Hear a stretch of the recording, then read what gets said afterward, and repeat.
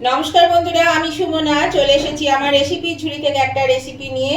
আশা করি আপনারা সকলে ভালো আছেন, সুস্থ আছেন। আজকে আমি আপনাদেরকে একটা দারুণ মজাদার নিরামিষ রেসিপি করে দেখাবো। তার জন্য নিয়েছি এখানে প্রয়োজন মতো শিমগুলো বেশ কচি কচি। আপনারা সবাই জানেন শিমগুলো কিভাবে ছাড়াতে হয়, তো সেইভাবে এদিকে রাস কেটে দিয়েছি আর মাঝখান থেকে দু টুকরো করে দিয়েছি। আর এখানে নিয়েছি মূলো।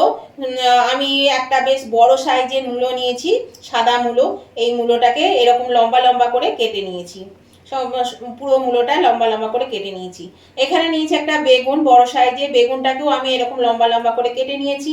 আর এখানে নিয়েছি ছোট বড় দু রকম মাঝারি সাইজে দুটো আলুকে এইভাবে লম্বা লম্বা করে কেটে নিয়েছি। তো এই নিরামিষ রান্নাটা দুর্দান্ত খেতে হয় আর দারুণ ভালো লাগে খেতে।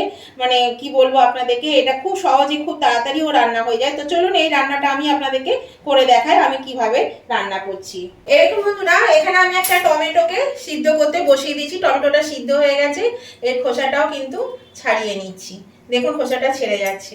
তো এই টমেটোটাকে আমি পেস্ট করে নেব, একটু পেস্ট করে নেব।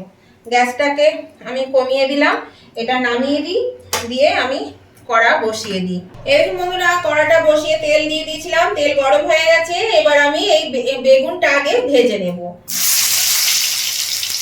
এর মধ্যে দিয়ে দিচ্ছি সামান্য একটু নুন।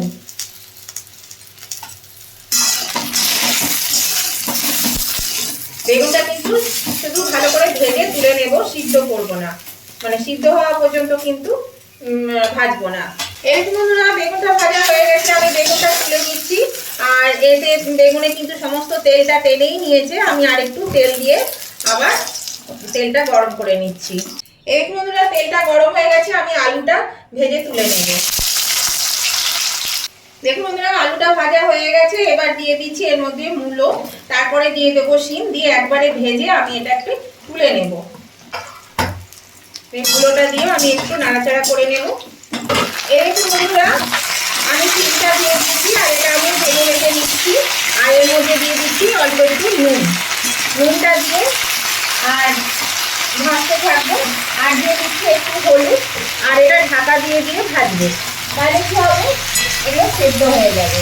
তাহলে রান্না করতে কিন্তু বেশি সময় লাগবে না। আঁচটা কমিয়ে আমি এটা ভাজতেও থাকবো আর সিদ্ধ করে নেব। তাহলে চলুন এটা আবার আমি ঢাকা দিয়ে দিই, আঁচটা আমি কমিয়ে দিই। এরকম বন্ধুরা, আমি ঢাকাটা খুলে দিলাম। এবার আমি এই দেখুন ভাজা হয়ে গেছে শিমগুলোর, দেখুন কালারটা কিন্তু চেঞ্জ হয়নি, খুব সুন্দর কালার আছে। আর সেদ্ধ হয়ে গেছে। মূলোটা একটু সিদ্ধ হতে সময় লাগে, সেই জন্য মূলোটা একটু দেরি আছে, আর একটু হবে। এই যে এমনি সেদ্ধ হয়ে গেছে, কিন্তু আর একটু হবে। তো আমি এগুলো এবার তুলে নেব, এই তেল থেকে ছেঁকে একটু তুলে নেব। এরকম হলো সামান্য তেল দিয়ে দিলাম। তেলের মধ্যে দিয়ে দিচ্ছি ফোড়নে 2 টুকরো তেজপাতা, 2 টুকরো শুকনো লঙ্কা আর হাফ চামচ কালো জিরে। আপনারা চাইলে 5 ফোড়নও দিতে পারেন, আমি এখানে কালো জিরে দিয়েছি। এবার আমি এর মধ্যে দিয়ে দিচ্ছি 1 চামচ আদা বাটা দিলাম। এবার দিয়ে দিচ্ছি 1 চামচ লঙ্কা বাটা,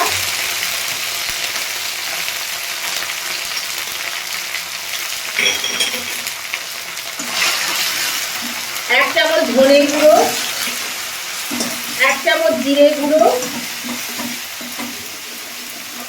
আর আমি যে টমেটোটা সেদ্ধ করেছিলাম সেই টমেটোটাকে পেস্ট করে নিয়েছি, টমেটোটা দিয়ে দিলাম। এবার আমি মশলাটা একটু ভালো করে কষিয়ে নেব।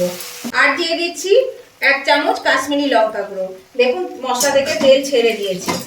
কাশ্মীরি লঙ্কা গুঁড়োটা দিয়েও আমি এবার একটু ভালো করে নাড়াচাড়া করে নিচ্ছি। এদিকে বন্ধুরা, এটা কষানো হয়ে গেছে। এর মধ্যে আমি দিয়ে দিচ্ছি এই যে ভেজে রাখা আলু, মূলো আর শিম, এটা আমি দিয়ে দিচ্ছি। এবার আমি এটা খুব ভালো করে একটু নাড়াচাড়া করে নেব। এই মশলার সঙ্গে এটা কিন্তু খুব ভালো করে কষিয়ে নিতে হবে, তাহলে খেতে বেশ ভালো লাগবে। আর এটা খেতে কিন্তু অসাধারণ হয়। দেখুন কতটা কম মশলায় কিন্তু আমি এই রান্নাটা করলাম। এরকম ভাবে করলে পরে খুবই ভালো লাগে খেতে। আর এটা ভাত, রুটি, মানে পরোটা সবের সঙ্গে কিন্তু খাওয়া যায়, খেতে অসাধারণ লাগে। তো নতুন বন্ধু যারা এখন আমার চ্যানেলটা সাবস্ক্রাইব করেনি তাদের কাছে আমার অনুরোধ, অবশ্যই কিন্তু আমার চ্যানেলটা সাবস্ক্রাইব করে আমার পাশে থাকবেন আর পাশে থাকা বেলটা অবশ্যই ক্লিক করে দেবেন। তাহলে আমি যখনই আমার ভিডিওগুলো আপলোড সাথে সাথে আপনাদের নোটিফিকেশন পৌঁছে যাবে।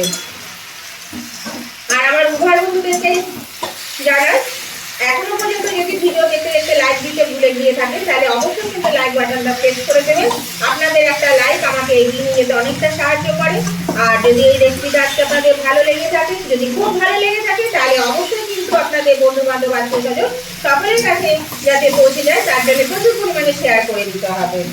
আর কেমন লাগলো আজকের এই রেসিপিটা সেটা জানাতে কমেন্ট করতে ভুলবেন না। আপনাদের মিষ্টি মিষ্টি কমেন্টগুলো পড়তেও যেমন ভালো লাগে তেমনি আপনাদের একটা কমেন্ট আমাকে কিন্তু পরবর্তী রেসিপি বানাতে অনেকটাই উৎসাহিত করে। দেখুন আপনাদের সঙ্গে কথা বলতে বলতে এটা কষানো হয়ে গেছে, এর মধ্যে আমি একটু জল দিয়ে দিচ্ছি। এটা আমি জল দিয়ে নেড়ে চেড়ে এবার আমি একটু ঢাকা দিয়ে দেবো, তাহলে এই যে মূলগুলো যতটুকু সেদ্ধ হতে বাকি আছে সেটা সিদ্ধ হয়ে যাবে। এটা আমি ঢাকা দিয়ে দিলাম, আঁচটা কমিয়ে দিলাম। এরকম বন্ধুরা আমি ঢাকাটা খুলে দিলাম, এরকম ফুটছে, এটা কিন্তু সেদ্ধ হয়ে গেছে। আমি গ্যাসটা একটু বাড়িয়ে দিলাম।